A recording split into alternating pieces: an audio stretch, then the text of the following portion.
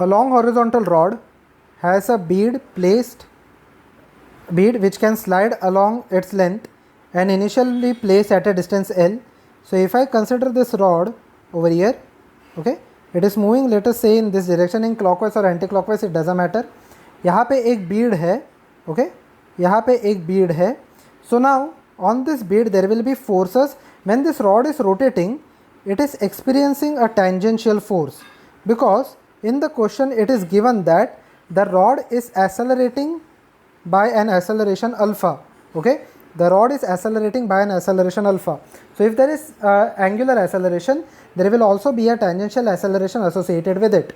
तो यहाँ पे if there is tangential acceleration, it will have a normal force in this direction and similarly on the opposite direction also. Okay, तो यहाँ पे normal force का formula क्या है? Normal force will be equal to m into a, where a will be a tangential, is equal to m alpha into L, okay, which will be equal to m alpha into L. So basically this is the normal force. As the force goes on increasing, if there was no frictional force, तो ये bead बाहर slide होता था about the center. Let us say this is rotating about its center. So यहाँ पे ये बाहर slide होता था. So over here in this case, in order to prevent the sliding, the frictional force will act in the inside direction, and that frictional force will be equal to the centripetal force, which is equal to m v square by r or m omega square r.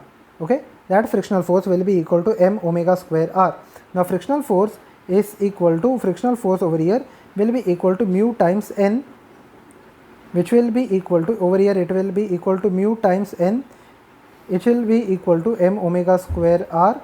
So basically instead of n, the normal force, I can write this as mu m alpha into L will be equal to m omega square r. Okay, now m and m will get cancelled out. Okay, m and m will get cancelled out, and r, instead of r I can simply write it as L. Okay, r is the distance over here which is at a distance L. So instead of r I can simply write it as L. So L and L will also get cancelled out. So basically omega square will be equal to, or omega square will be equal to mu alpha. Omega square will be equal to mu alpha.